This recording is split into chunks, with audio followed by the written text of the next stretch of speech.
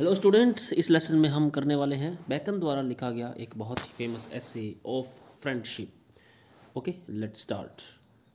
शुरुआत में कंटेक्स्ट दे रहते हैं। This essay was written at the special request of his friend Toby Matthew in commemoration of an intimacy which has been tried by adversity and prosperity on both sides and endure to the end without cloud or interpretation either.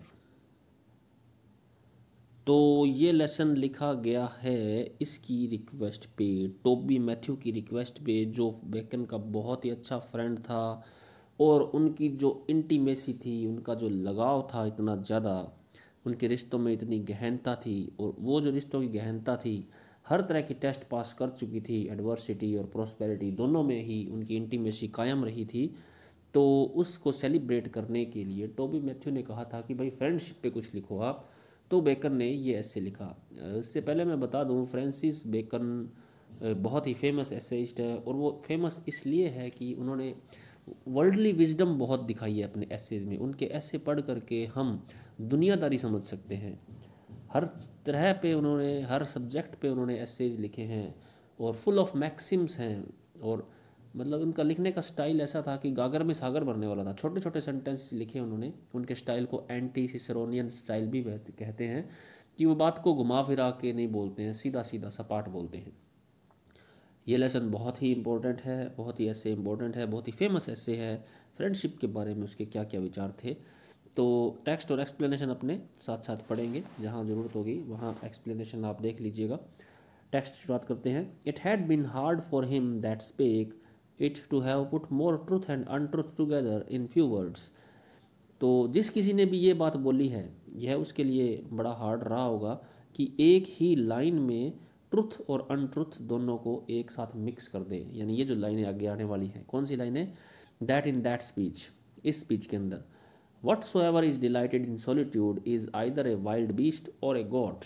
अब जिस किसी ने भी ये बात कही है, यहाँ से लेके यहाँ तक, गॉड तक, तो उसने इस बात के अंदर ट्रुथ और अनट्रुथ को बड़ा ही मिक्स किया है, बड़े ही अच्छे से, और बड़ा ही मुश्किल रहा होगा उसके लिए ये काम करना।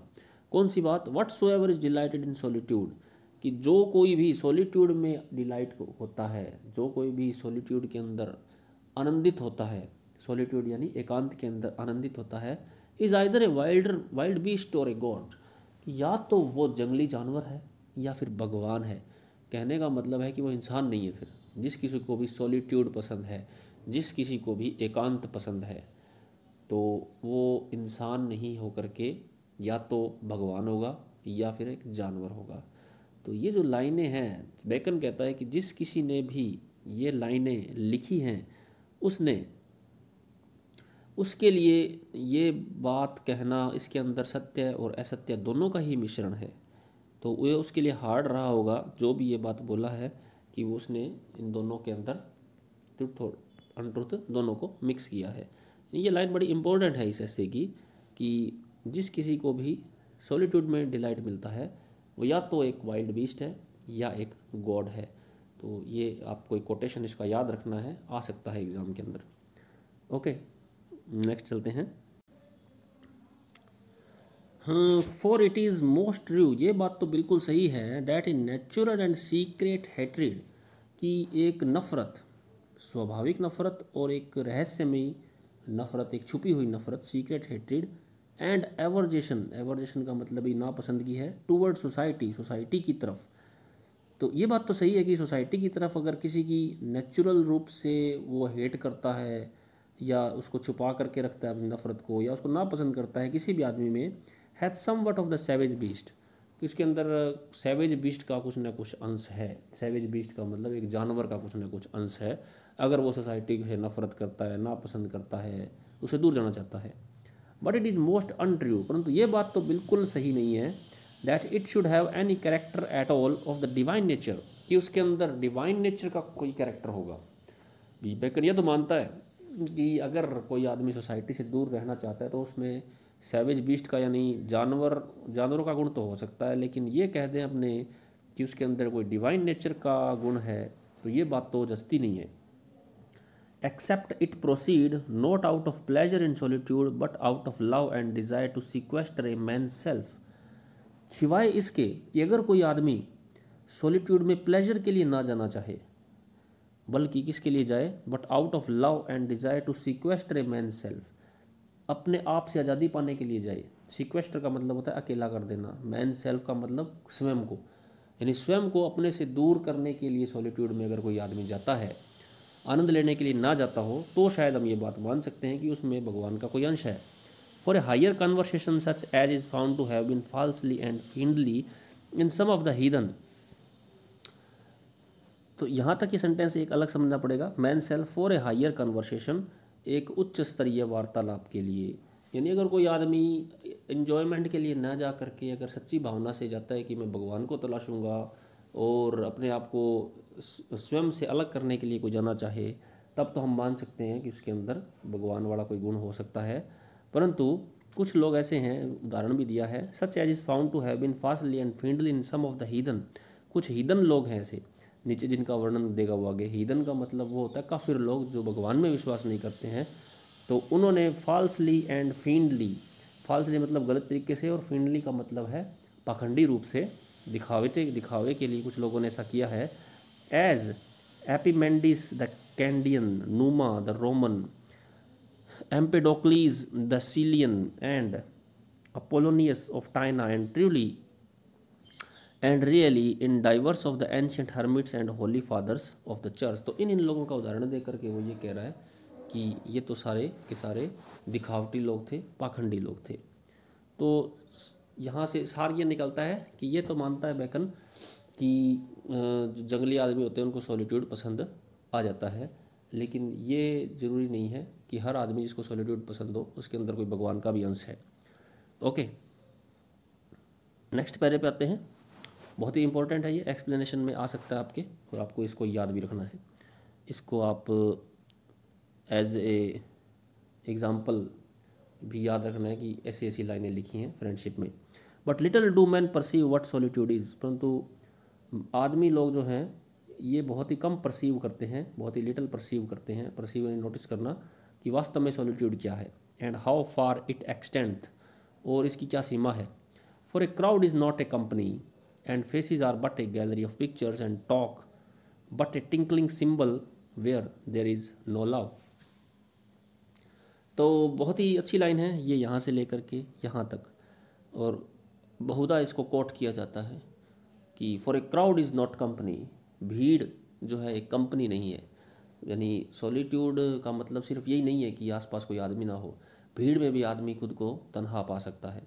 Faces are but a gallery of pictures, अब इतनी सारी भीड़ होती है, वहाँ पे लोग ही लोग होते हैं, बहुत सारे चेहरे होते हैं, लेकिन जब हम उनके साथ अपने जज्बात को शेयर नहीं कर सकते, जब अपनी भावनाएं नहीं समझा सकते उनको, वो हमें नहीं समझ रहे, हम उनको नहीं जानते, तो वो फेसेस क्या हैं हमारे लिए, एक गैलरी ऑफ पिक्चर्स हैं। एक ऐसी गैलरी है जिसमें पिक्चर्स लगी हैं जिनसे ना हमें कुछ लेना देना, ना उनको हमसे कुछ लेना देना है। And talk but a tinkling symbol, और उनकी बातें क्या है, एक टिंकलिंग सिंबल है। सिंबल एक इंस्ट्रूमेंट होता है, म्यूजिकल इंस्ट्रूमेंट होता है, जो ड्रम बजाते हैं ना, तो उनके पास में एक थाली सी होती है, उसको बीच बीच में वो छणकाते हैं, तो उसको सिंबल कहते हैं। तो वो टिंकलिंग सिंबल है उनकी बातें, यानी उनकी बातें उस सिंबल की तरह है जिससे हमें कुछ समझ नहीं सकते हैं। जो देयर इज़ नो लव, उसके अंदर कोई प्यार नहीं है। तो सॉलिट्यूड का मतलब हम ज़्यादातर ये ले लेते हैं कि अकेले में चले जाएं जहाँ कोई इंसान ना हो, लेकिन वो जगह भी तो सॉलिट्यूड है जहाँ बहुत सारे इंसान हो लेकिन आपको कोई जानता ना हो, कोई पहचानता ना हो।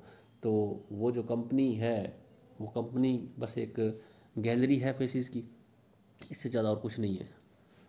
बड़ी ही मार्मिक लाइनें हैं कि भीड़ में भी हम तन्हा होते हैं अगर कोई हमारी फीलिंग्स को समझने वाला ना। नेक्स्ट पे आते हैं अपने टेक्स्ट पे ही, ये भी बहुत ही इंपॉर्टेंट, इसमें अपने को एक फ्रेज़ मिलेगी, द लैटिन अडाजे।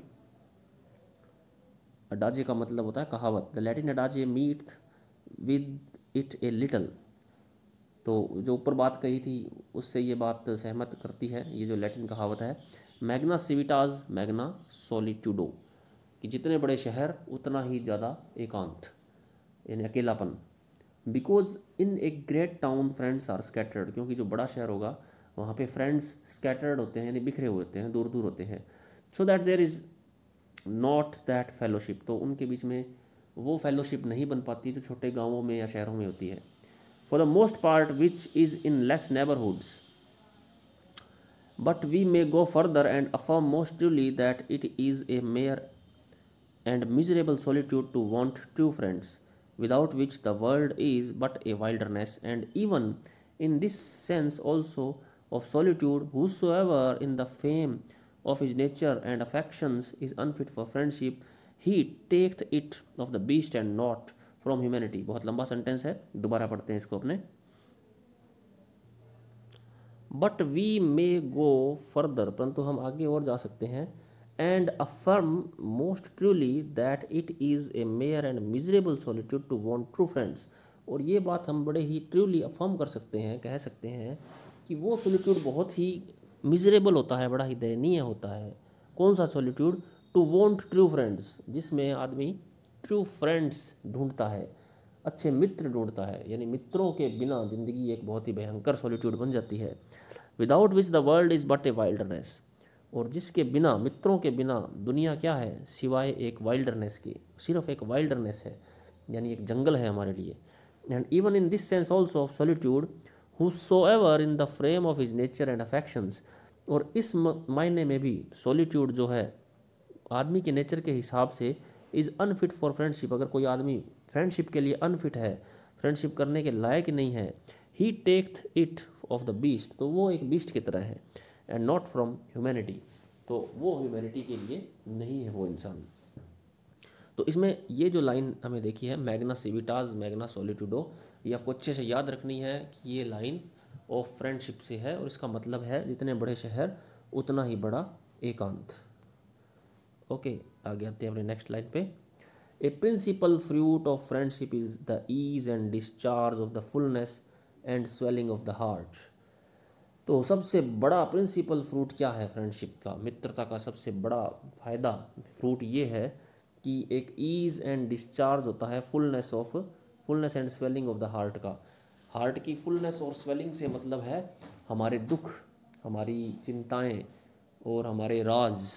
तो ऐसे कई बार राज होते हैं हमारे, ऐसी ऐसी कोई सीक्रेट बातें होती हैं, ऐसे हमारे अंदर दर्द छुपे होते हैं जो हम सिर्फ एक फ्रेंड को बोल सकते हैं, अच्छे फ्रेंड को बोल सकते हैं, और फ्रेंड को बोल करके हम अपना मन हल्का कर लेते हैं. ये ना ईज एंड डिस्चार्ज कर देते हैं उन सारी फीलिंग्स को, उनको निकाल देते हैं जो हमें तड़पा रही होती हैं अंदर से. Fullness and swelling of the heart, swelling of the heart से मतलब है कि हार्ट के अंदर ऐसे ऐसे हमारे दर्द छुपे होते हैं, तो हम उसको अपने दोस्तों को डिस्चार्ज करके उससे निजात पा सकते हैं. Which passions of all kinds do cause and induce. तो जिस तरह के जो पैशन होते हैं, हर तरह के जो पैशन होते हैं, खुशी हो या गम हो, तो वो हमारे हार्ट के अंदर जमे रहते हैं. उनको अगर हम बता देते हैं तो हमारा दिल का बोझ हल्का हो जाता है. Okay, a friendship must have feelings and passions as its main strands. तो फ्रेंडशिप के अंदर फीलिंग और पैशन का होना बहुत ज़रूरी है. It should be a bond between the hearts. तो फ्रेंडशिप जो है वो हार्ट्स का एक बंधन होना चाहिए, bond of the hearts, where one shares the emotions of his friend in full measure. जहाँ पे एक मित्र अपने दूसरे मित्र के सारे इमोशंस को पूरी तरह शेयर कर सके, अच्छे से जानता हो एक दूसरे की सारी बातें. ओके, आगे चलते हैं. We know disease of stoppings and suffocations are the most dangerous in the body. हमें पता है कि जो ऐसी बीमारियां लग जाए जब बॉडी को, जिसमें कोई चीज़ का डिस्चार्ज होना बंद हो जाए, डिजीज़ ऑफ स्टॉपिंग्स यानी किसी चीज़ का वेग बंद हो जाए और सफोकेशन हो जाए, घुटन हो जाए, तो वो सबसे डेंजरस डिसीज़ होती हैं बॉडी में. And it is not much otherwise in the mind. तो माइंड के लिए भी ये बात बिल्कुल सही है. You may take sarza to open the liver, steel to open the spleen, flowers of sulphur for lungs, castoreum for the brain, but no receipt open the heart. तो वो ये कह रहा है कि आपको तरह तरह के अंगों को खोलने के लिए तरह तरह के औजार हैं. जैसे लीवर के लिए सारजा है, स्प्लीन के लिए स्टील का यूज़ करते हैं, लंग्स के लिए हम सल्फ़र के फ्लावर्स का यूज़ करते हैं, और ब्रेन के लिए कैस्टोरियम का यूज़ करते हैं. लेकिन हार्ट को खोलने के लिए, हार्ट के अंदर क्या फीलिंग्स छुपी हैं, क्या जज्बात छुपे हैं, ये खोलने के लिए कुछ भी औजार नहीं है. उसके लिए तो एक ट्रू फ्रेंड ही काम आता है. But A true friend to whom you may impart griefs, joys, fears, hopes, suspicions, counsels, and whatsoever lieth upon the heart to oppress it। तो एक दोस्त जो है वो ही हार्ट के अंदर क्या है ये जान सकता है अच्छे से। आप उसको ये सारी चीज़ें बता सकते हो, ग्रीफ, दुख, जॉय, आनंद, फियर, भय, होप, आशाएं, सस्पिशन, शक, काउंसल, सलाह, और वट्सोएवर जो भी आपके हार्ट को ऑप्रेस कर रहा हो, जो परेशान कर रहा हो, in a kind of civil shrift और कन्फेशन। किस तरह से आप उसके सामने अपने जज्बात जाहिर करके। आगे चलते हैं। It is strange thing to observe how high a rate great kings and monarchs do set upon the fruit of friendship। और ये भी एक बड़ी विचित्र बात है कि राजाओं ने कितनी अच्छे तरीके से फ्रेंडशिप के फ्रूट को रेट किया है। यानी पुराने समय के राजाओं ने भी मित्रता के फल को बहुत अच्छा बताया है, बहुत ही हाई रेटिंग दी है इसको। Whereof we speak so great as they purchase it many times at the hazard of their own safety and greatness. और कभी कभी तो राजाओं ने मित्रता को निभाने के लिए अपनी सेफ्टी और अपनी ग्रेटनेस को भी दांव पे लगा दिया है, खतरा लिया है, हैजर्ड लिया है उसका। बहुत सारे इतिहास में ऐसी दृष्टांत भरे पड़े हैं जिसमें राजाओं ने अपने मित्र के लिए खुद की जान को खतरे में डाला है। तो ये सारे इसमें एग्जाम्पल हमें आगे मिलने वाले हैं, वो अपने करेंगे नेक्स्ट लेसन में। Okay students, goodbye, good luck.